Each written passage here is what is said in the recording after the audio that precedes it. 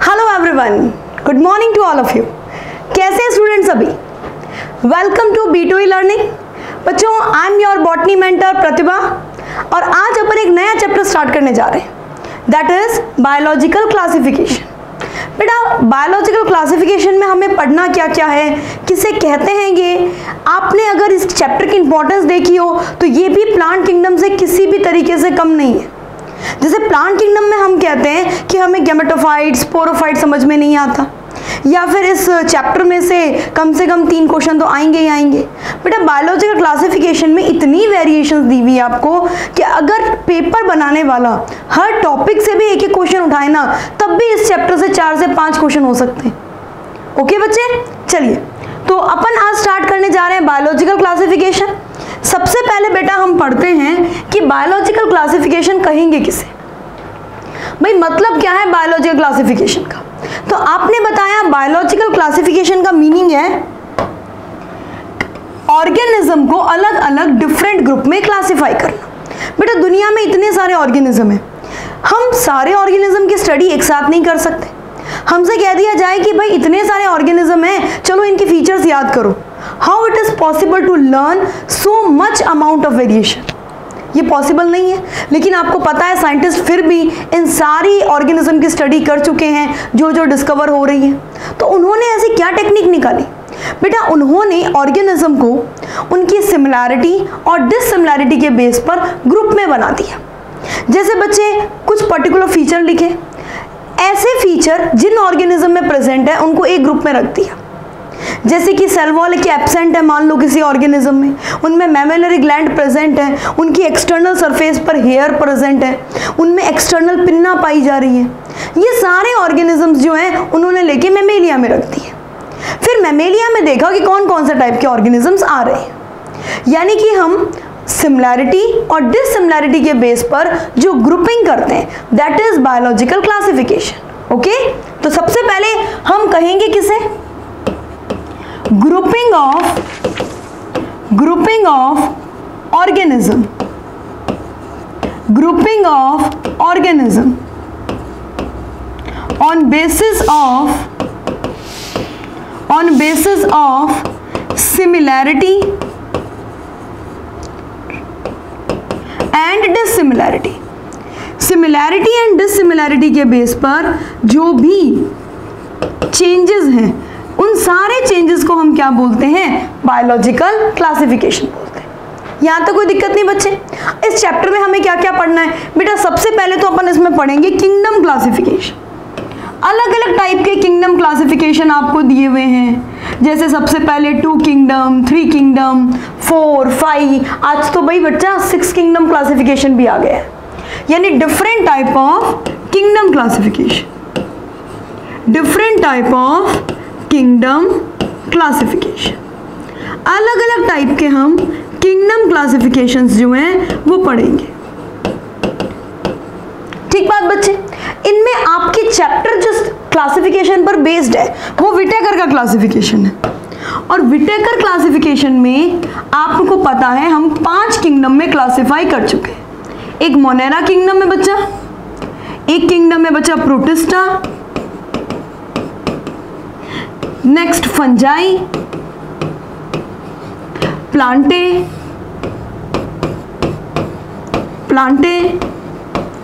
फिर है बच्चा एनिमेलिया।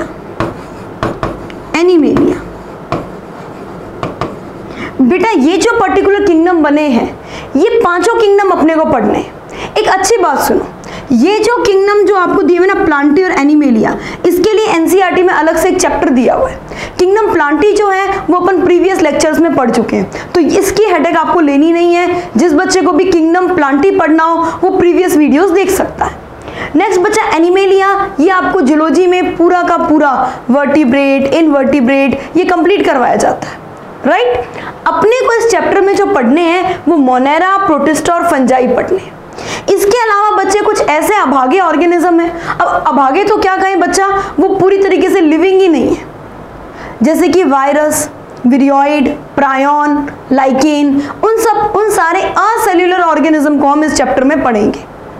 बेटा विटेकर ने उसे किसी भी क्लासिफिकेशन में नहीं रखा, ना वायरस को रखा, ना विरियोइड को रखा, ना प्रायोन को रखा। रीजन क्या था भाई? उन्होंने बोला मैं रखूं तो तब ना जब वो लिविंग हो। अब अगर ये लिविंग ही नहीं है तो मैं इनको क्लासिफाई कैसे करूं? तो इन्होंने किसी भी तरीके से उनको क्लासिफिकेशन में नहीं रखा। डन? तो बेटा आगे स्टार्ट करें अपन। सबसे पहले ये सारे पॉइंट्स आप धीरे धीरे एक एक स्टेप बाय स्टेप अपन पढ़ते जाएंगे। सबसे पहले अपन क्या लेते हैं? Different type of kingdom classification. देखो बेटा एक बात तो क्लियर है, आपके दिमाग में सेट है कि सबसे मेन क्लासिफिकेशन जो है, सबसे मेन क्लासिफिकेशन विटेकर क्लासिफिकेशन है। लेकिन विटेकर ने कौन सा दिया था? 5 किंगडम क्लासिफिकेशन। उससे पहले भी तो कोई क्लासिफिकेशन आए होंगे। सबसे पहले पूरी दुनिया में इस सारे ऑर्गेनिज्म को क्लासिफाई करने के क्या तरीके थे? बेटा जब दुनिया शुरू हुई ना, लोग पता है क्लासिफिकेशन कैसे करते थे? इस पर्टिकुलर प्लांट से हमें फाइबर मिल रहे हैं, चलो इन प्लांट्स को अलग कर दो, ये फाइबर यील्डिंग प्लांट है। अच्छा इन प्लांट से हमें फूड मिल रहा है, चलो इन प्लांट्स को अलग कर दो, ये फूड यील्डिंग प्लांट है, फूड प्रोड्यूसिंग प्लांट है। अच्छा इनसे हमें पर्टिकुलर ये चीज मिल रही है, चलो ये प्लांट है। हम इस तरीके से क्लासिफाई करते थे, फाइबर यील्डिंग, फूड यील्डिंग, या फिर अगर हमें किसी से टिम्बर मिल रहा है तो शेल्टर, इस तरीके से। सबसे पहला साइंटिफिक क्लासिफिकेशन जो है वो किसने किया? लिखो बच्चे। फर्स्ट साइंटिफिक क्लासिफिकेशन किया अरिस्टोटल ने। अरिस्टोटल ने। बेटा इस बात में तो कोई दिक्कत नहीं कि अरिस्टोटल को हम फादर ऑफ बायोलॉजी कहते हैं, सबको पता है। हम इसे फादर ऑफ जूलॉजी कहते हैं, ये बात भी सबको पता है। तो ध्यान रखना बच्चे, हम अरिस्टोटल के बारे में बात कर रहे हैं। अरिस्टोटल ने सबसे पहले पूरी दुनिया के ऑर्गेनिज्म को उनके बहुत सिंपल से क्लासिफिकेशन के बेस पर बांटा। जैसे बच्चा इन्होंने क्या किया, जैसे मान लो मैं आपसे कहूं कि ये ऑर्गेनिज्म मूव करते हैं, बैक्टीरिया भी मूव करते हैं, चलो एक कैटेगरी में डाल दो, एनिमल्स भी मूव करते हैं, चलो उसी कैटेगरी में डाल दो। ये क्लासिफिकेशन सही नहीं है। एक या दो बेसिस पर जो क्लासिफिकेशन किए जाते हैं ये क्लासिफिकेशन सही नहीं होते। इन्हें हम आर्टिफिशियल सिस्टम ऑफ क्लासिफिकेशन कहते हैं। Artificial system of classification.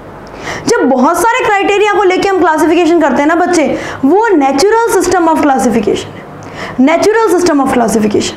लेकिन इनिशियल कंडीशन थी, ज्यादा लोगों को पता नहीं था, तो आर्टिफिशियल से काम चल रहा था। ठीक बात? तो सबसे पहले अरिस्टोटल ने फर्स्ट अटेम्प्ट किया क्लासिफिकेशन का। फर्स्ट अटेम्प्ट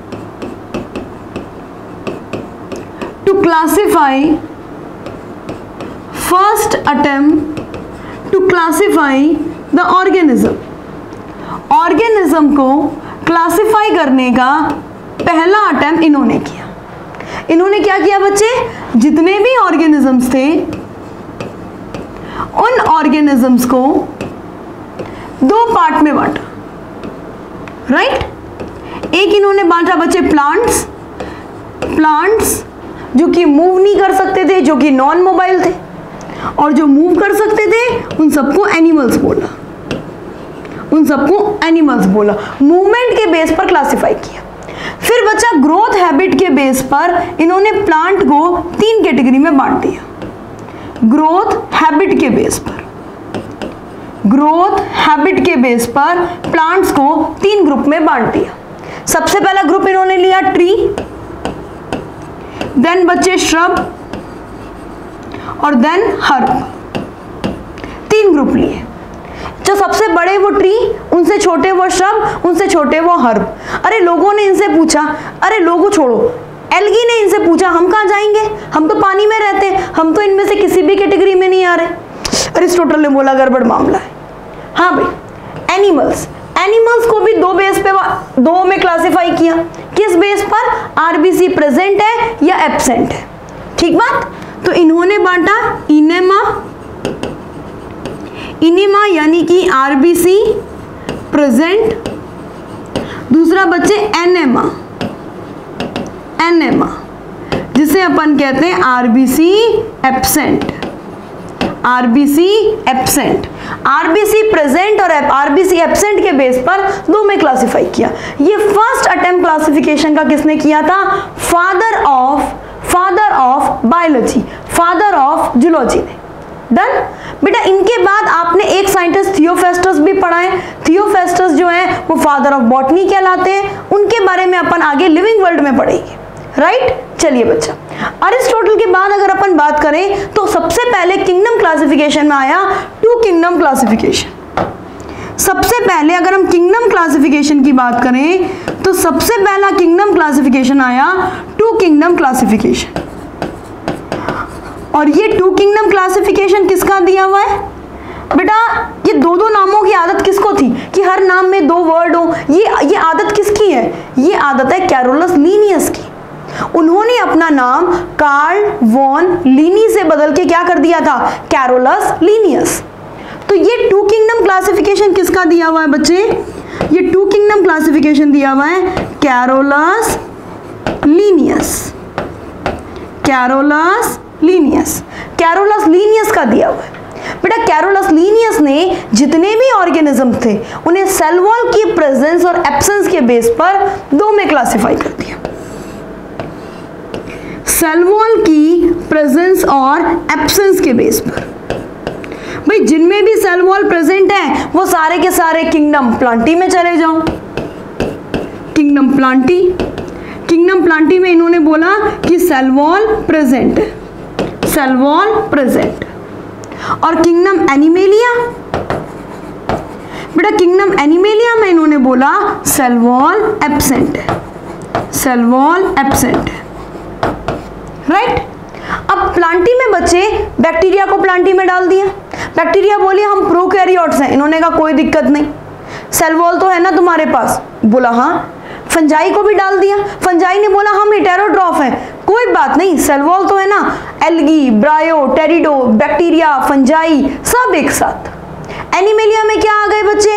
ये इनवर्टिब्रेट्स, वर्टिब्रेट्स, प्रोटोजोअन्स सब एक साथ आ गए। चाहे यूनिसेल्यूलर हो चाहे मल्टी सेल्यूलर हो, कुछ ध्यान नहीं दिया गया, सबको एक साथ डाल दिया गया। टिश्यू बना है तो सही, टिश्यू नहीं बना है तो सही।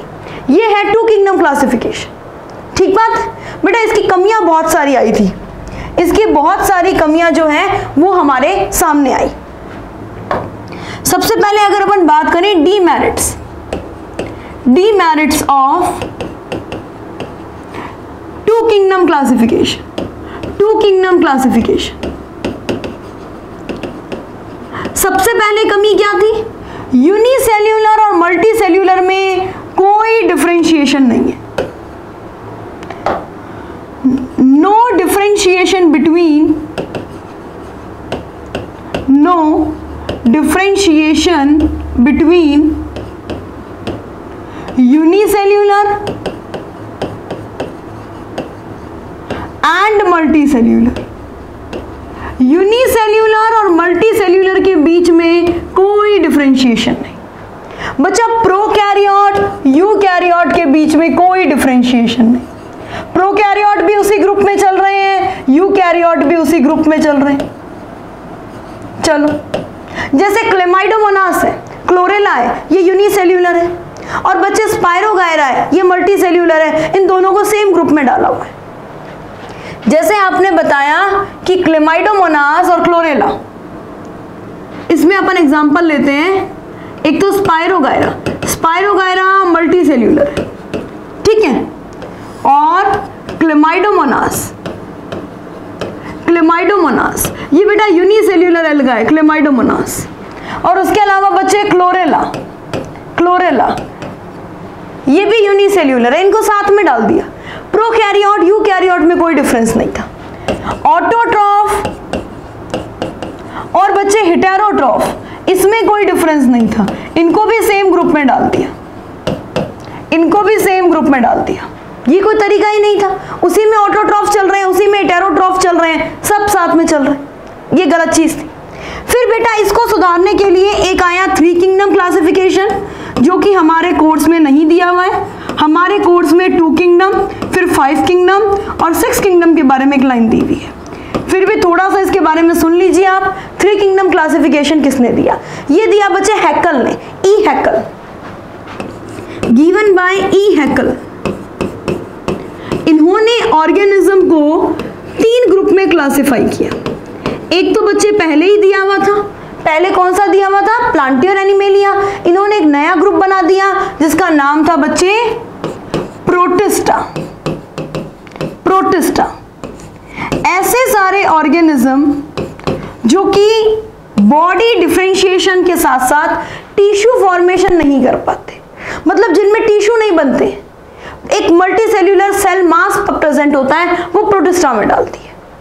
ठीक, फिर भी बच्चे बैक्टीरिया को बड़ी दिक्कत रही, उसको प्रॉपर नहीं रखा गया, तो फिर आया 4 किंगडम क्लासिफिकेशन। ये भी बच्चे हमारे कोर्स में नहीं दिया हुआ है। 4 किंगडम क्लासिफिकेशन, 4 किंगडम क्लासिफिकेशन। इसमें क्या किया गया है बच्चे, सारे के सारे ऑर्गेनिजम्स जो है उन्हें 4 ग्रुप में क्लासिफाई किया गया है। इन्होंने नया कौन सा बनाया बच्चे, इन्होंने बैक्टीरिया के लिए एक नया किंगडम बनाया, मोनेरा। उसके अलावा प्रोटिस्टा पहले से ही था। देन बच्चे प्लांटे और देन एनिमेलिया, ये किंगडम क्लासिफिकेशंस जो है ये दिए गए। लेकिन बेटा ये कोई भी सेटिस्फैक्टरी नहीं थे, मतलब प्रॉपर तरीके से हम बिलीव करके ऑर्गेनिज्म को क्लासिफाई कर दें, ऐसा तो एक भी नहीं मिला हमें। तो बेटा फिर आया 5 किंगडम क्लासिफिकेशन। 5 किंगडम क्लासिफिकेशन, बेटा 5 किंगडम क्लासिफिकेशन में क्या है, सबसे पहले ध्यान से सुनना, गिवन बाय, ये इंपॉर्टेंट बात है, दिया किसने, प्रपोज्ड बाय बेटा एक साइंटिस्ट R.H. विटेकर। बेटा इन्होंने कब दिया ये क्लासिफिकेशन, 1969 में। डन। बेटा सबसे पहली बात तो कि ये जो किंगडम क्लासिफिकेशन है ना, ये कोई 1 या 2 क्राइटेरिया के बेस पर नहीं है, ये कम से कम 5 क्राइटेरिया इसके अंदर लिए गए हैं, मतलब 1 से ज्यादा क्राइटेरिया है। ये नेचुरल सिस्टम ऑफ क्लासिफिकेशन में आता है। इसमें सभी ऑर्गेनिज्म को क्लासिफाई करने के लिए सबसे पहले क्या कहा गया भाई, सबसे पहले कहा गया क्राइटेरिया क्या क्या लिए गए, वो क्राइटेरिया हमें ध्यान में रखने। इन्होंने लिया बच्चे सेल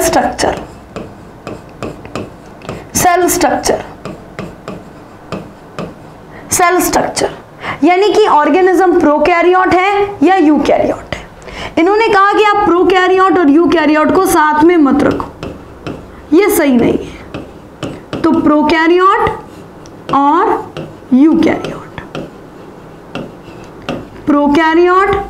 यूकैरियोट, ठीक बच्चे। फिर इन्होंने बोला बेटा थैलस ऑर्गेनाइजेशन।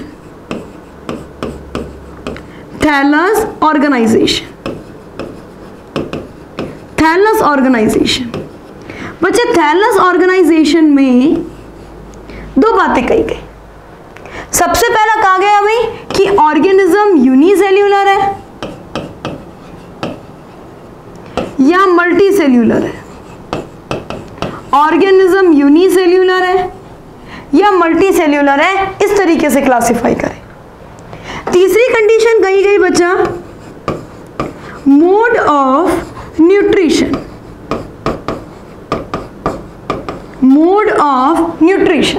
ऑटोट्रॉफ को अलग रखो, हेटेरोट्रॉफ को अलग रखो।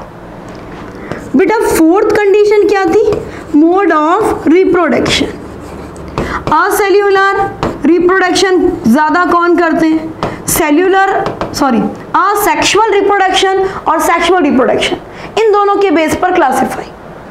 और बच्चे 5th आपने बोला फाइलोजेनेटिक क्लासिफिकेशन, ये इस क्लासिफिकेशन की सबसे मेन बात थी।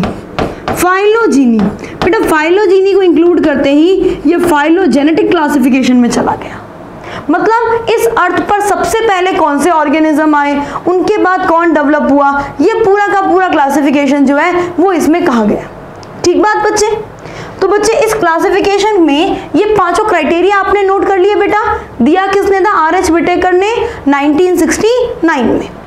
अब बच्चे अपन लेते हैं एक इस पूरे के पूरे क्लासिफिकेशन को एक प्रॉपर तरीके से समझते हैं। देखो इन्होंने 5 क्राइटेरिया जो लिए थे वो याद है ना सबको। सबसे पहला क्या लिया, सेल स्ट्रक्चर, यानी प्रोकैरियोट और यूकैरियोट को अलग करो। तो बेटा इन्होंने सबसे पहला किंगडम बनाया किंगडम मोनेरा। इन्होंने बोला कि अर्थ पर आने वाले सबसे पहले ऑर्गेनिज्म जिनका अर्थ पर दबदबा चलता था, बहुत लंबे टाइम से चल रहे हैं बच्चा, ये बैक्टीरिया वगैरह है। इन सभी प्रोकैरियोट को अलग से किंगडम दिया और नाम रखा इसमें किंगडम मोनेरा। Kingdom Monera. ये किंगडम मोनेरा जो है, इसके अंदर सारे के सारे प्रोकैरियोट्स इंक्लूड होते हैं, सारे प्रोकैरियोट्स इंक्लूड होते हैं।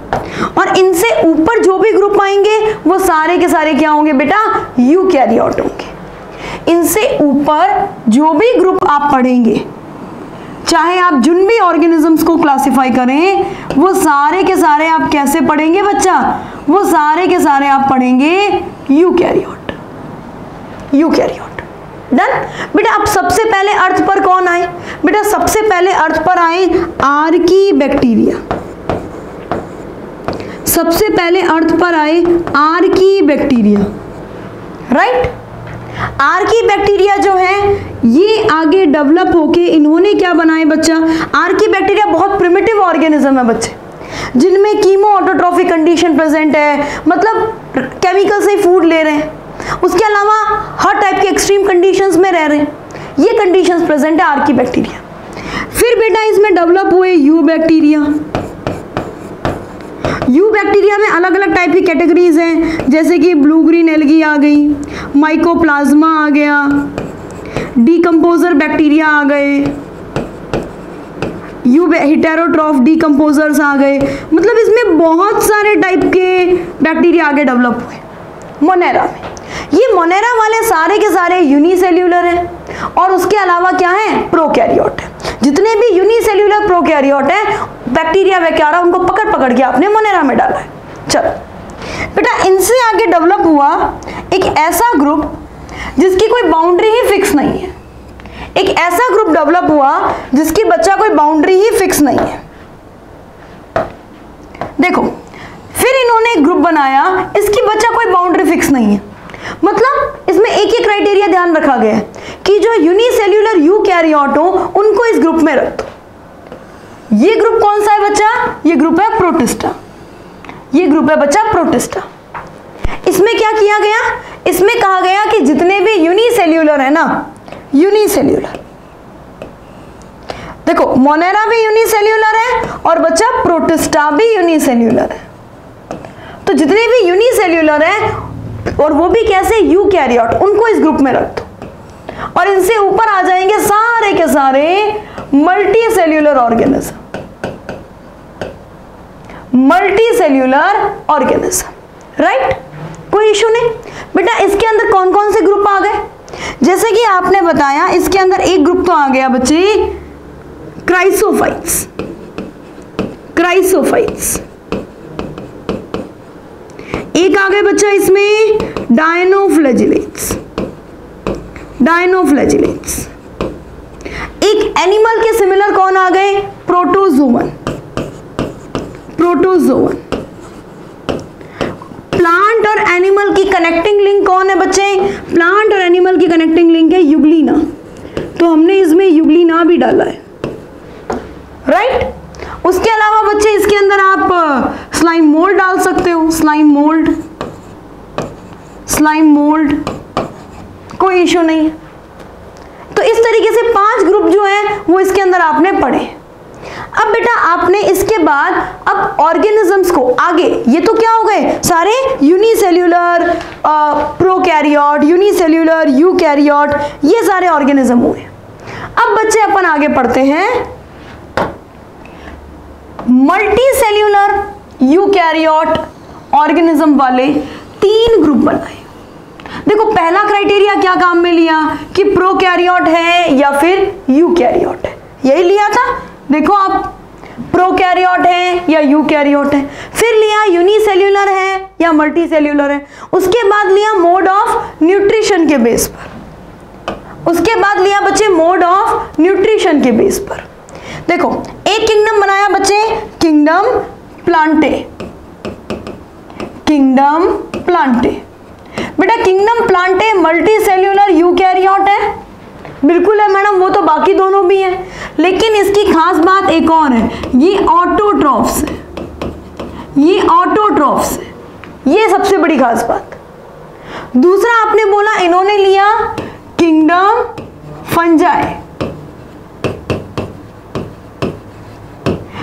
किंगडम फंजाई हेटेरोट्रॉफ है, किंगडम फंजाई हेटेरोट्रॉफ है।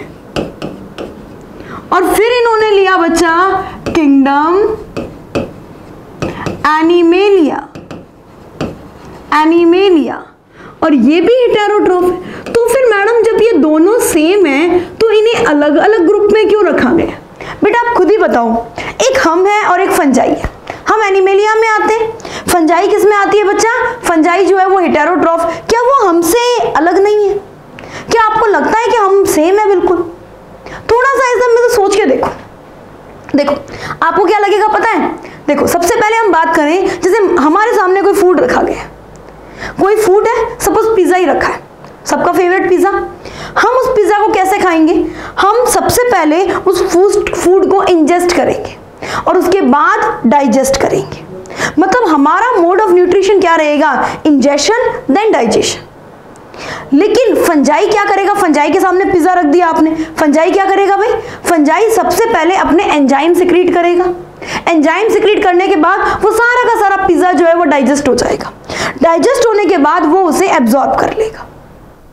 ठीक बात है, डाइजेस्ट होने के बाद वो उसे एब्जॉर्ब कर लेगा।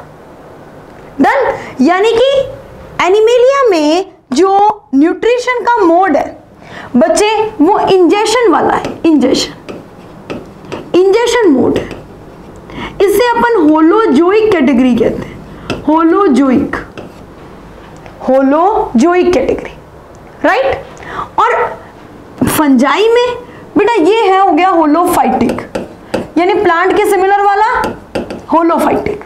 और ये कंडीशन किसकी हो गई बच्चा? ये भी हो गई एब्जॉर्बोट्रॉप वाली। बेटा अगर इकोलॉजी के पॉइंट ऑफ व्यू से बात करें तो ये प्रोड्यूसर की कैटेगरी में आते हैं, ये डिकम्पोजर की कैटेगरी में आते हैं और ये कंज्यूमर की कैटेगरी में आते हैं। मतलब आपने टोटल 5 किंगडम पढ़े विटेकर की क्लासिफिकेशन के अकॉर्डिंग, और ये पूरी की पूरी फाइलोजीनी ऑर्डर को फॉलो करता है। ये पूरा का पूरा फाइलोजीनी ऑर्डर को फॉलो कर रहा है, फाइलोजीनी को। मोनेरा से आगे डेवलप हुए प्रोटिस्टा, फिर प्लांटे, फंजाई और एनिमेलिया। बेटा इसी को समझाने के लिए एनसीईआरटी में एक टेबल दिया हुआ है। अब हमें एनसीईआरटी वाली वो टेबल डिस्कस करनी है, राइट। स्टार्ट करें, चलो। देखो बच्चे, सबसे पहले ये 5 किंगडम सभी बच्चे अपनी एनसीईआरटी में निकाल लो। अब अपन स्टार्ट करते हैं टेबल। इसके अंदर आपको 5 किंगडम दिए गए हैं, Monera, protista, fungi, Plantae, animalia. अभी हमने पढ़ा था इन सारों में से प्रोकैरियोट कौन से होते हैं? मोनेरा होते हैं बच्चा, जिसमें बैक्टीरिया आते हैं। प्रो मीन्स प्रिमिटिव और कैरियन मीन्स न्यूक्लियस, जिसमें बच्चा प्रॉपर न्यूक्लियस नहीं है, जिसमें न्यूक्लियर मेम्ब्रेन बाउंड ऑर्गनली ये कुछ भी प्रेजेंट नहीं है, वो सारे प्रोकैरियोट है। और जिसमें पर्टिकुलर मेम्ब्रेन बाउंड ऑर्गनली है, प्रॉपर तरीके से ऑर्गनली प्रेजेंट है, वेल डिफाइंड कंडीशन है, वो यूकैरियोट कहलाती है। यू मतलब वेल डिफाइंड, जिसमें वेल डिफाइंड न्यूक्लियस प्रेजेंट है वो सारे यूकैरियोट्स हैं, चाहे प्रोटिस्टा हो, फंजाई हो, प्लांटी हो, एनिमेलिया हो। नेक्स्ट सेल वॉल की बात करें। बेटा आप खुद बताओ, इस सारे किंगडम में ऐसे कौन से ऑर्गेनिज्म है जिस पूरे में सेल वॉल नहीं है? सिर्फ एक किंगडम में बचा, वो किंगडम एनिमेलिया है। किंगडम एनिमेलिया में किसी भी मेंबर में सेल वॉल नहीं है, उसके अलावा हर जगह कुछ ना कुछ प्रेजेंट जरूर है। जैसे अपन बात करें मोनेरा की, बैक्टीरिया की सेल वॉल किसकी बनी होती है बच्चा? बैक्टीरिया की सेल वॉल अभी हम पढ़ेंगे पेप्टिडोग्लाइकन की बनी होती है, बेटा ये नॉन सेल्यूलोजिक, पॉलीसैकेराइड और अमीनो एसिड की बनी हुई है। फिर आपने बोला प्रोटिस्टा में कुछ में प्रेजेंट है, सभी में नहीं है, कुछ में प्रेजेंट है। जैसे कि बच्चे डाई एटम्स, इनकी सेल वॉल में सिलिका होती है, मेन पॉइंट पढ़ेंगे अपन। उसके अलावा बच्चे डायनोफ्लैजिलेट्स इनमें प्रेजेंट होता है। यूग्लिनॉइड्स में नहीं होते, स्लाइम मोल्ड के स्पोर पर होती है, स्लाइम मोल्ड की वेजिटेटिव बॉडी में नहीं होती। फिर बच्चा काइटिन की बनी सेल वॉल किसकी है? फंजाई की। बेटा एक क्वेश्चन आपने बायोमोलिक्यूल्स में भी पढ़ा होगा, काइटिन होमोपॉलीमर है या हेटेरोपॉलीमर है? मैक्सिमम बच्चों का मानना होता है हेटेरोपॉलीमर है। गलत बच्चे, ये होमोपॉलीमर है, ठीक है, ये होमोपॉलीमर है। फिर बेटा प्लांटी में सेलुलोज की बनी हुई है, पता है, और एनिमेलिया में एब्सेंट। देन बेटा न्यूक्लियर मेम्ब्रेन, बहुत ही सिंपल पॉइंट है, प्रोकैरियोट में एब्सेंट, बाकी सभी में प्रेजेंट। नेक्स्ट बच्चे बॉडी ऑर्गेनाइजेशन। अब ध्यान से सुनना, बॉडी ऑर्गेनाइजेशन में हमने दो ही ग्रुप ऐसे पढ़े थे जो यूनिसेल्यूलर। ये देखो यूनिसेल्यूलर में आपने क्या लिया है, एक लिया है मोनेरा और एक लिया है किंगडम प्रोटिस्टा। ये कौन सा है बच्चा? जिसको कोई जगह नहीं मिली ना उसको प्रोटिस्टा में डाला है। एक तरीके से बास्केट बोलते हैं अपन, बास्केट तो क्या मतलब कूड़ा कचरा डाल सकते हैं ना अपन किसी में, गार्बेज वगैरह, वैसे एक ग्रुप बना दिया ऐसा। यूग्लिना को कहीं जगह नहीं थी, यूग्लिना को नहीं, स्लाइम मोल्ड को नहीं, बहुत सारे यूनिसेल्यूलर अमीबा जैसे हैं, कहीं नहीं रख पा रहे थे हम उन्हें। कई बार अमीबा को एनिमेलिया में डाला, फिर लोगों ने कहा ये तो यूनिसेल्यूलर है, तो उन सबको डाल दिया था प्रोटिस्टा में। तो यूनिसेल्यूलर ग्रुप वाले दो हो गए। उसके बाद बच्चे फंजाई मल्टीसेल्यूलर लूज टिश्यू। इसके लूज टिश्यू का भी नाम है प्लेक्टनकाइमा। इसके लूज टिश्यू का भी नाम है बच्चा प्लेक्टनकाइमा। प्लेक्टनकाइमा। फिर tissue organ system, tissue organ और ऑर्गन सिस्टम, ठीक है। फिर बच्चा मोड ऑफ न्यूट्रिशन। देखो अगर बैक्टीरिया की बात करें ना, बैक्टीरिया जब अर्थ पर सबसे पहले आए बेटा उनके पास बहुत टाइम था, उनके पास अपनी डाइवर्सिटी डेवलप करने के लिए हद से ज्यादा टाइम था। उन्होंने बहुत जबरदस्त तरीके से डेवलपमेंट किया खुद का। तो बैक्टीरिया जो है वो ऑटोट्रॉफिक भी होते हैं। ऑटोट्रॉफिक में दोनों बच्चे, कीमोसिंथेटिक भी और फोटोसिंथेटिक भी। इस पर आईएमपी लगाओ, ये मोस्ट इंपॉर्टेंट क्वेश्चन बनता है पेपर के लिए। बेटा कीमोसिंथेटिक बैक्टीरिया मतलब केमिकल की हेल्प से फूड का फॉर्मेशन करे, कीमोसिंथेटिक। और किसी भी ग्रुप में आपको कीमोसिंथेटिक बैक्टीरिया नहीं मिलेंगे, only just belongs to Monera. Done. फिर बच्चे हेटेरोट्रॉफ भी आएंगे इसमें, सेप्रोट्रॉफिक और पैरासाइटिक। डन है, सेप्रोट्रॉफिक और पैरासाइटिक। बेटा इसमें ऑटोट्रॉफ हेटेरोट्रॉफ दोनों है, लेकिन इसमें कीमोसिंथेटिक नहीं है। इसमें तो आपको पता ही है सेप्रोट्रॉफिक और पैरासाइट। प्लांट्स आपको पता ही है फोटोसिंथेटिक। मैम कुछ प्लांट्स जो होते हैं वो जैसे कस्कुटा लाइक वो पैरासाइट भी हो सकते हैं, बेटा एक्सेप्शंस हैं। बाकी बेसिकली ओवरऑल ग्रुप को गए तो ऑटोट्रॉफिक। और एनिमेलिया जो है वो हेटेरोट्रॉफिक, होलोजोइक, सेप्रोट्रॉफिक, न्यूट्रिशन। ये बच्चे 5 किंगडम क्लासिफिकेशन के अंदर आपने कंप्लीट टेबल जो है वो पढ़ी। नेक्स्ट बेटा अपन लेते हैं 6 किंगडम क्लासिफिकेशन। 2 किंगडम किसने दिया? Linnaeus, 3 Haeckel, 4 Copeland, 5 Whittaker. 6 kingdom classification. बेटा ये रिसेंट क्लासिफिकेशन है और इसके बारे में आपने बताया ये कार्ल वूस का दिया हुआ है, कार्ल वूस का। बेटा कार्ल वूस जो है ना वो ऑर्गेनिज्म की मॉलिक्यूलर लेवल पर स्टडी करनी शुरू कर दी। इन्होंने बोला कि अगर आप किंगडम मोनेरा को ढंग से पढ़ो ना तो किंगडम मोनेरा में कुछ बैक्टीरिया ऐसे हैं जो कि नॉर्मल से अलग है। क्यों भाई? उनके पास ऐसा क्या है? उनके पास आरएनए की सीक्वेंस डिफरेंट है। इन्होंने बोला जब आरएनए की सीक्वेंस डिफरेंट है तो इसका मतलब बनने वाली प्रोटीन भी अलग होगी ना। सेम प्रोटीन कैसे बन जाएगी? इसका मतलब इन्होंने ऑर्गेनिज्म को 3 डोमेन में बांटा। इन्होंने ऑर्गेनिज्म को आरएनए की सीक्वेंस के बेस पर, on the basis of sequence of RNA, इन्होंने आरएनए की सीक्वेंस के बेस पर ऑर्गेनिजम्स को 3 में क्लासिफाई किया। कौन कौन से 3 ग्रुप में क्लासिफाई किया बच्चे? सबसे पहले इन्होंने बोला कि 3 डोमेन बनाए बच्चे। इन्होंने अब किंगडम नहीं, किंगडम से भी एक बड़ी यूनिट ली है डोमेन। किंगडम से भी एक बड़ी यूनिट ली है डोमेन। सबसे पहला इन्होंने डोमेन बनाया आर्किया। आर्किया, इस आर्किया डोमेन के अंदर एक किंगडम लिया बच्चे। उस किंगडम का नाम था आर्की बैक्टीरिया। Archie bacteria. दूसरा इन्होंने लिया बच्चे डोमेन बैक्टीरिया। बैक्टीरिया एक डोमेन लिया बच्चे, और इस डोमेन में आया किंगडम मोनेरा। मतलब इन्होंने जो विटेकर का किंगडम मोनेरा था उसमें से आर्की बैक्टीरिया को निकाल के एक अलग किंगडम बना दिया। किसने? कार्ल वूज ने। और एक नेक्स्ट जो लिया वो लिया बच्चे यूकैरिया। यूकैरिया यूकैरिया में इन्होंने 4 किंगडम डाले। यूकैरिया यानी कि यूकैरियोट्स, इसमें बच्चा 4 किंगडम डाले गए। एक डाला गया बेटा प्रोटिस्टा,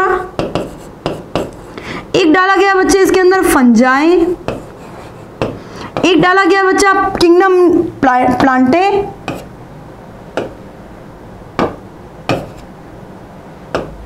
किंगडम प्लांटे, और एक डाला गया किंगडम एनिमेलिया।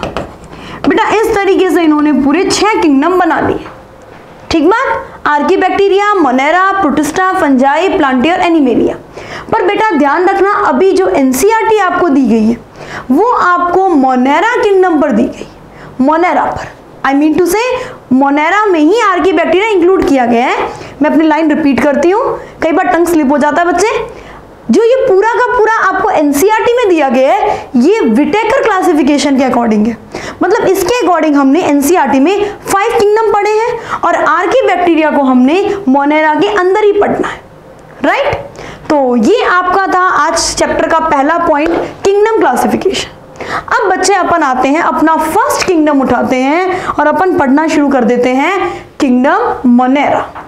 कोई इशू तो नहीं, कोई दिक्कत नहीं? स्टार्ट करें बच्चा, किंगडम मोनेरा। देखो किंगडम मोनेरा, देखो बेटा सबसे पहली बात तो इसके बारे में एक बात सबको पता है, किंगडम मोनेरा में क्या इंक्लूड करेंगे? किंगडम मोनेरा में हम इंक्लूड करेंगे यूनिसेल्यूलर प्रोकैरियोट। यूनिसेल्यूलर प्रोकैरियोट्स, जितने भी यूनिसेल्यूलर प्रोकैरियोट आपको दिखते हैं दुनिया में, उन सभी को आप किस में डाल दो? किंगडम मोनेरा में। बेटा इसका सबसे सोल मेंबर, इसका सबसे मेन मेंबर कौन दिया गया है? बैक्टीरिया। बेटा मैंने एक लाइन लिख दी ना, यूनिसेल्यूलर प्रोकैरियोट, इससे बहुत सारी बातें क्लियर होती हैं। इसका मतलब बेटा इनकी सेल्स के अंदर कोई भी मेम्ब्रेन बाउंड ऑर्गेनेल नहीं होगा, इनका न्यूक्लियस जो है वो हाईली प्रिमिटिव होगा। इसमें बहुत सारी बातें क्लियर होती हैं। इनकी फ्लैजिला के बारे में भी अपन पढ़ेंगे अलग से। राइट? चलिए बच्चे, इसका मेन मेंबर कौन है? बैक्टीरिया। देखो बेटा ऐसा नहीं है कि इसमें ओनली बैक्टीरिया ही आते हैं, किंगडम मोनेरा में बहुत सारे ऑर्गेनिजम्स आते हैं। जैसे कि आपने बताया किंगडम मोनेरा में जो अगर अपन एग्जांपल्स लें कि कौन कौन से ऑर्गेनिजम्स को हम इंक्लूड कर सकते हैं, तो बेटा इसके अंदर अपन ले सकते हैं सबसे पहले यू बैक्टीरिया।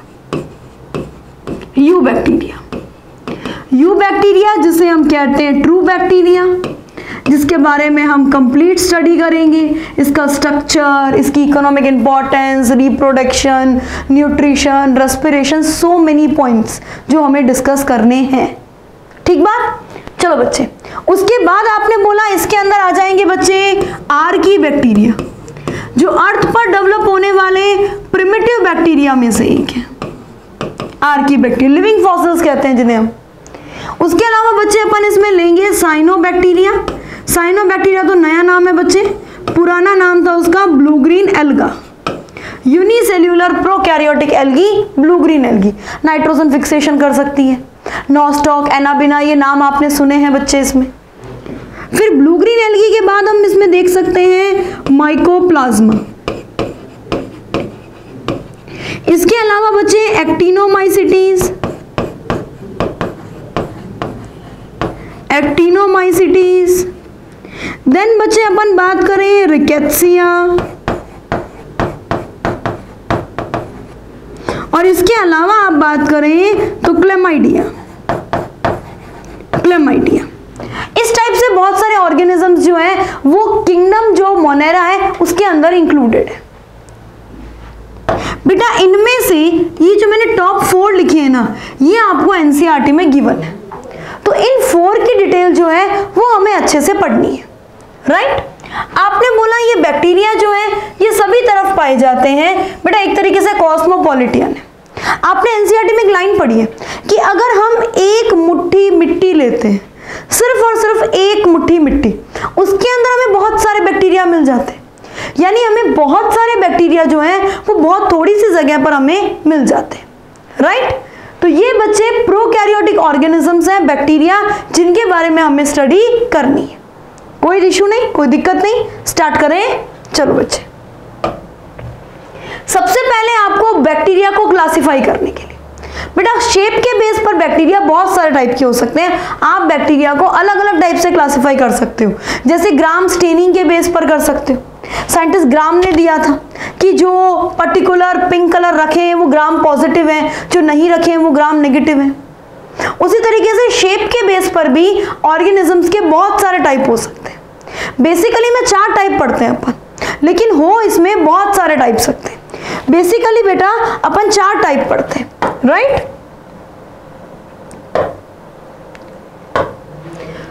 तो मैं 4 टाइप के बैक्टीरिया जो है वो आपके सामने बना दूं।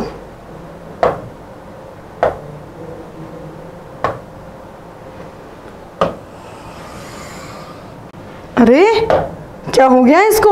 ओह सॉरी, जब कलर ही ब्लैक सेलेक्ट किया हो तो ब्लैक बैकग्राउंड पे कहां से दिखेगा, राइट।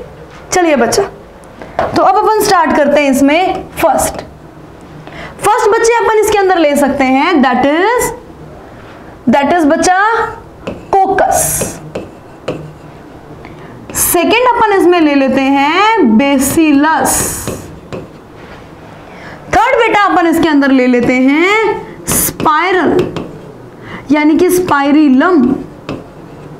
और फोर्थ आपने इसमें ले लिया विब्रियो। कोई दिक्कत नहीं बच्चा, कोई इशू नहीं। सबसे पहले कोकस टाइप के बैक्टीरिया किसको बोलेंगे? जो कि स्फेरिकल हो, गोल, स्फेरिकल। इस तरीके से बच्चे ये जो गोल बैक्टीरिया होते हैं ना, इसको कहते हैं स्फेरिकल बैक्टीरिया को। ये स्फेरिकल बैक्टीरिया जो हैं ये कोकस टाइप के बैक्टीरिया कहलाते हैं। सबसे छोटे बैक्टीरिया हैं हाईली रेजिस्टेंट बैक्टीरिया, कैप्सूल वगैरह रखते हैं अपने पास में। एक तो सबसे स्मॉलेस्ट बैक्टीरिया है, स्मॉलेस्ट, फिर highly resistant, highly resistant bacteria. अगर आपसे कोई कहे इसके एग्जाम्पल बताओ, बिल्कुल बता सकते हो। जैसे बच्चे आपने बोला स्ट्रेप्टोकोकस, स्टेफाइलोकोकस, ये जितने भी बैक्टीरिया होते हैं ना बच्चे, ये इसी कैटेगरी में आते हैं। स्ट्रेप्टोकोकस, स्टेफाइलोकोकस, ये सारे बैक्टीरिया इसी कैटेगरी के। नेक्स्ट बेटा बेसिलस टाइप के बैक्टीरिया, ये रॉड शेप के बैक्टीरिया, ठीक, रॉड शेप के बैक्टीरिया। इस रॉड शेप के बैक्टीरिया की खास बात सुनो, ये रॉड शेप के बैक्टीरिया, इसके अंदर बच्चे आपको इस तरीके से एक स्पोर दिया हुआ होगा। इस स्पोर को अपन एंडोस्पोर बोलते हैं। घबराना बिल्कुल भी मत, इस एंडोस्पोर को अपन डिटेल में पढ़ेंगे। इस एंडोस्पोर को आज अपने को डिटेल में पढ़ना है, मेरा मतलब जब भी आपकी क्लास, आज जितना लेक्चर हो पाए उसके बाद। बेटा ये लार्ज अमाउंट ऑफ बैक्टीरिया इसी टाइप के होते हैं। Large number of bacteria, large number of bacteria are of this type। large number of bacteria इसी टाइप के होते हैं। और इसमें बच्चे आप एग्जांपल ले लो ई कोलाई बैक्टीरिया। नेक्स्ट बच्चे अपन लेते हैं स्पाइरिलम।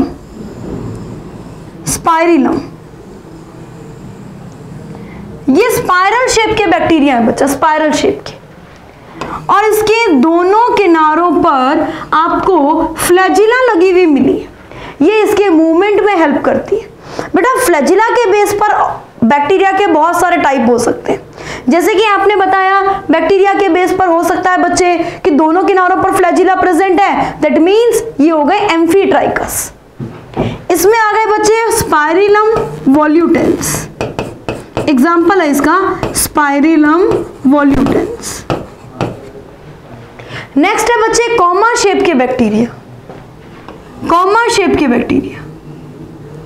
बेटा ये कॉमा शेप के बैक्टीरिया जो हैं, कॉमा शेप के बैक्टीरिया, ये कॉमा शेप्ड बैक्टीरिया जो हैं, इसमें एग्जांपल ले लो आप, एक डिजीज होती है बच्चा कॉलेरा, तो विब्रियो कॉलेरी, विब्रियो कॉलेरी जो है वो इसके अंदर आएंगे। तो शेप के बेस पर 4 टाइप के, कोकस, बेसिलस, स्पाइरिलम और विब्रियो, कोई इशू नहीं। चलिए नेक्स्ट अपन लेते हैं बेटा स्ट्रक्चर ऑफ बैक्टीरिया।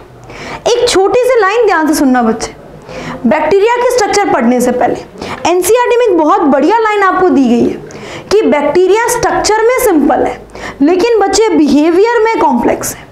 बैक्टीरिया में रिपीट करती हूं, बैक्टीरिया स्ट्रक्चर में सिंपल है लेकिन बिहेवियर में कॉम्प्लेक्स है, लेकिन बच्चा बिहेवियर में कॉम्प्लेक्स है, बिहेवियर में कॉम्प्लेक्स है। चलो बच्चे तो स्टार्ट करें बैक्टीरिया की स्ट्रक्चर, बहुत सिंपल और आसान सी। देखो सबसे पहले अपन बैक्टीरिया की जो लेयर्स है उसके बारे में बात करते हैं।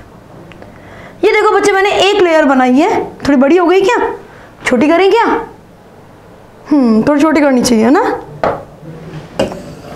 रुको थोड़ी छोटी करते हैं।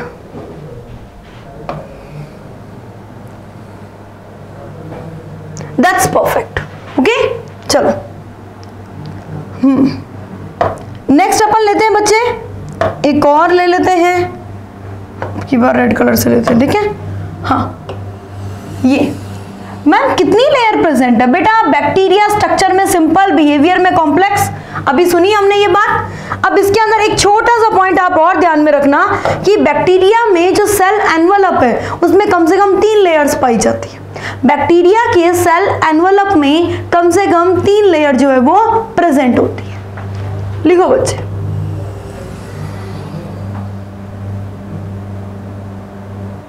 यस तो ये 3 लेयर वाला एनवलप में 3 लेयर प्रेजेंट होती है बैक्टीरिया के। बच्चे बैक्टीरिया में सबसे आउटर मोस्ट लेयर जो आप देख रहे हैं, ये बैक्टीरिया के अंदर जो सबसे आउटर मोस्ट लेयर है इसे हम ग्लाइकोकैलिक्स बोलते हैं, ग्लाइकोकैलिक्स, राइट। ग्लाइकोकैलिक्स बच्चा नॉर्मली सभी में प्रेजेंट नहीं होता है। आपने सुना हो अगर कि कोई भी ऑर्गेनिज्म है तो उसमें बाहर की तरफ क्या होती है, सेल वॉल, फिर होती है सेल मेम्ब्रेन, लेकिन खास तौर पे बैक्टीरिया में प्रेजेंट होता है ग्लाइकोकैलिक्स।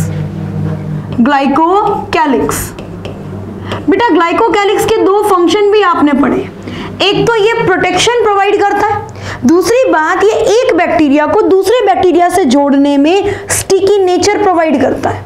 2 बातें आपने पढ़ी है, एक तो ये प्रॉपर प्रोटेक्शन प्रोवाइड करता है, एक बैक्टीरिया को दूसरे बैक्टीरिया से जोड़ने के लिए स्टिकी नेचर प्रोवाइड करता है, राइट। बेटा ग्लाइकोकैलिक्स 2 तरह के हो सकते हैं,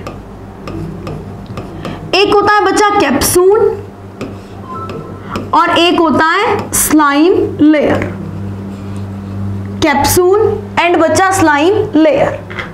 कैप्सूल प्रेजेंट है मींस प्रोटेक्शन प्रेजेंट है, वो क्या हो जाएंगे, कैप्सूलेटेड बैक्टीरिया हो जाएंगे।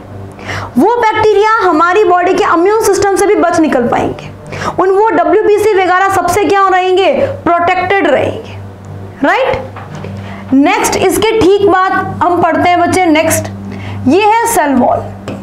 सेल वॉल जो प्रॉपर शेप प्रोवाइड करती है, उसके अलावा प्रोटेक्शन तो देती ही है।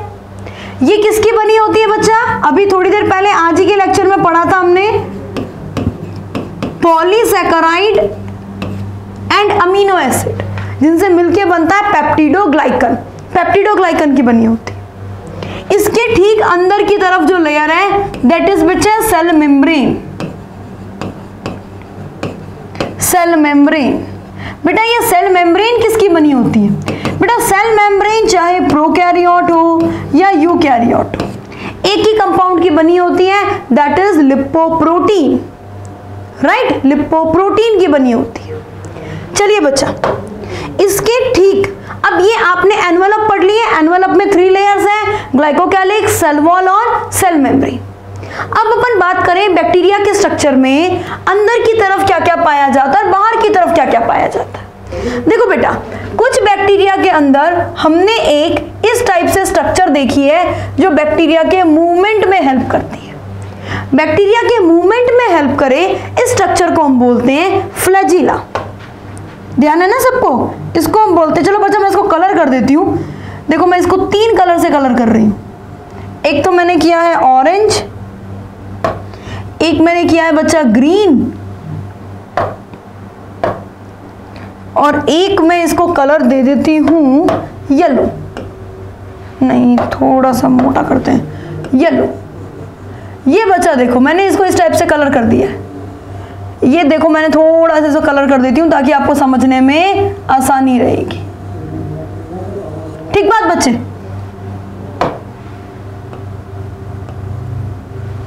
थोड़ा सा वापस से कलर कर देते हैं। ये हो गई बच्चा फ्लैजिला। फ्लैजिला। अब ये फ्लैजिला के मैंने 3 कलर किए। इट मींस मैम कहीं ना कहीं आप डिनोट करना चाहते हैं कि इसके 3 पार्ट हैं। बिल्कुल, मैं यही डिनोट करना चाहती हूँ कि इसके 3 पार्ट हैं। बेटा सबसे पहले वो पार्ट जो कि इसमें बिल्कुल अंदर की तरफ प्रेजेंट है, इसे हम बोलेंगे बेसल बॉडी। Basal body. फिर बेटा जो और बाहर की तरफ है, इसे हम बोलेंगे हुक। और जो सबसे बाहर की तरफ प्रेजेंट है, इसे हम बोलेंगे बेटा फिलामेंट। और इन तीनों से मिलके जो स्ट्रक्चर बन रही है, जो कि फ्लैजिलीन प्रोटीन की बनी हुई है, जो कि बैक्टीरिया के मूवमेंट में हेल्प करती है, इसे हम बोलेंगे फ्लैजिला। तो एक तो आउटर स्ट्रक्चर प्रेजेंट हो गई फ्लैजिला। इसके अलावा भी क्या कोई सरफेस पे स्ट्रक्चर प्रेजेंट है? देखो, इसके अलावा भी क्या कोई सरफेस पे स्ट्रक्चर प्रेजेंट है? देखो बच्चे, यहां पे बना लेते हैं। क्या हो गया? Why it is not working? Okay, अपन ऐसे ही बना लेते हैं। ये देखो बेटा, इस तरीके से कुछ आपको बाहर की तरफ प्रोजेक्शंस लिखी हुई दिख रही है। दिख रही है बच्चा? इन प्रोजेक्शन को अपन कहते हैं पिल्लाई। बेटा पिल्लाई जो है ये किसी मूवमेंट में हेल्प नहीं करता। इंपॉर्टेंट नोट लगा के लिख लेना, नीट के पॉइंट ऑफ व्यू से बहुत इंपॉर्टेंट पॉइंट है। ये कोई मूवमेंट में हेल्प नहीं करता है, ये अटैचमेंट में हेल्प करता है। देखो किस तरीके से इसके यूज करता है बैक्टीरिया। बेटा ये 2 टाइप के होते हैं। एक होते हैं सेक्स पिल्लाई, यानी कि लॉन्गर पिल्लाई, और एक होते हैं बच्चे शॉर्टर पिल्लाई, जिसको बैक्टीरिया नाम देता है फिम्ब्राई। शॉर्टर पिल्लाई या फिर फिम्ब्राई। बेटा सेक्सुअल पिल्लाई जो है, सेक्सुअल पिल्लाई ये बैक्टीरिया को बैक्टीरिया से जोड़ता है। दैट मीन्स ये कॉन्जुगेशन में हेल्प करता है। और फिम्ब्राई जो है ये होस्ट की सरफेस से, माना बैक्टीरिया को हमें डिजीज करनी है, सपोज बैक्टीरिया सोचता है कि चलो इस पर्सन को डिजीज करते, तो वो उस होस्ट की सरफेस से तो ऐड होना चाहेगा। वो होस्ट की सरफेस से ऐड कैसे होगा? बेटा ऐड होने के लिए ही उसे क्या चाहिए? ये पिल्लाई चाहिए। या किसी नॉन लिविंग सरफेस से ऐड होना है, सपोज किसी नॉन लिविंग सरफेस से ऐड होना है। नॉन लिविंग सरफेस से ऐड होना है तो क्या चाहिएगा उसे? तो भी उसे फिम्ब्राई चाहिएगा। ठीक है, कोई इशू नहीं। बेटा ये तो हो गई सारी एक्सटर्नल सरफेस की बात। अब हम करते हैं इंटरनल सरफेस की बात। इंटरनल की अगर अपन बात करें तो इस तरीके से मेम्ब्रेन की इनर फोल्डिंग प्रेजेंट होती है। मे आई कलर दिस फोल्डिंग? इसमें अंदर की तरफ फोल्डिंग प्रेजेंट होती है। देखो ये अंदर की तरफ आपको कुछ फोल्डिंग्स दिखाई दे रही है। लैमिलर शेप की हो सकती है, ट्यूब्यूलर शेप की हो सकती है। बेटा ये फोल्डिंग दिख रही है सबको? ये सेल मेम्ब्रेन की फोल्डिंग है। अब आप खुद बताओ, देखो बैक्टीरिया के पास तो दिक्कत क्या है? कोई भी मेम्ब्रेन बाउंड ऑर्गनली नहीं है, और बैक्टीरिया कहता है काम मुझे सारा करना है। बैक्टीरिया को बच्चे काम सारा करना है, उसके पास मेम्ब्रेन बाउंड ऑर्गनली भी नहीं है। जैसे हमारे पास माइटोकॉन्ड्रिया नहीं है एनर्जी स्टोर करने के लिए, सेल की एनर्जी स्टोर करने के लिए हमारे पास माइटोकॉन्ड्रिया, इसके पास तो माइटोकॉन्ड्रिया नहीं है। तो ये क्या करेगा? इस टाइप से एक मीजोसोम रखेगा। ये हमारे मीजोसोम जो है ये हमारे माइटोकॉन्ड्रिया के एनालोगस है। ठीक, फिर बच्चे देखो इसने एक और स्ट्रक्चर बना रखी है इस टाइप से। एक मिनट, जस्ट अ मिनट। इसने बच्चा एक और स्ट्रक्चर बना रखी है। इनर फोल्डिंग, ये इसके अंदर पिगमेंट्स रख लेता है, इसको अपन क्या बोलते हैं, क्रोमेटोफोर। क्रोमेटोफोर मतलब कितना जुगाड़ू बैक्टीरिया है, हर चीज जो है उसको एडजस्ट करके चल रहा है। जैसे कि माइटोकॉन्ड्रिया नहीं है तो मीजोसोम बना लिए, और क्लोरोप्लास्ट नहीं है तो क्रोमेटोफोर बना लिए। अब देखो बेटा एक और बड़ी बात, इसके पास तो न्यूक्लियस भी नहीं है। सेल के अंदर क्या भरा हुआ है बच्चे, सेल के अंदर भरा हुआ है साइटोप्लाज्म। सेल के अंदर फिल है साइटोप्लाज्म, सेल के अंदर फिल है बच्चे साइटोप्लाज्म। साइटोप्लाज्म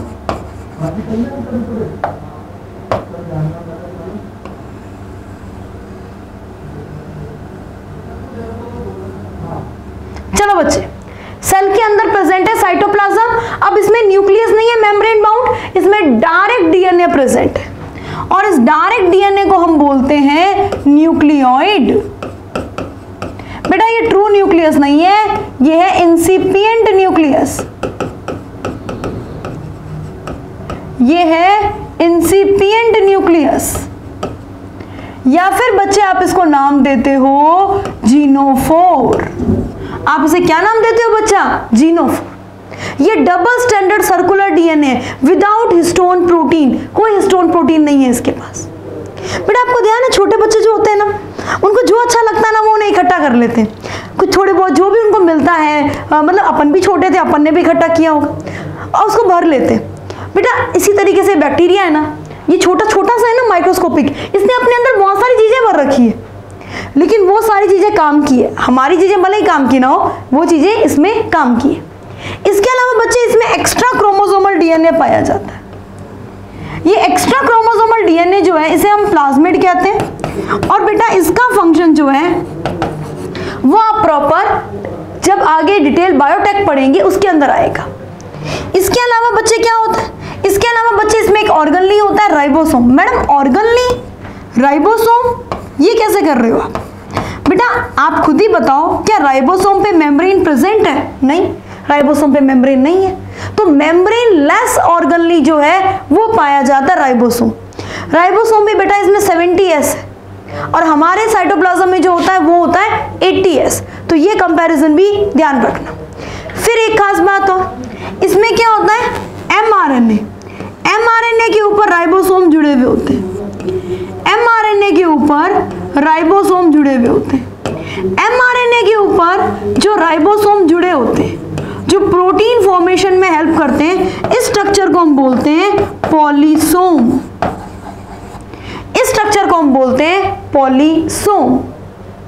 इसके अलावा क्या पाया जाता है बच्चे? इसके अलावा इसमें कुछ पर्टिकुलर बॉडीज पाई जाती है। इस तरीके से मैंने एक छोटी छोटी बॉडीज बनाई है, इन्हें अपन बोलते हैं बच्चा इंक्लूजन बॉडी।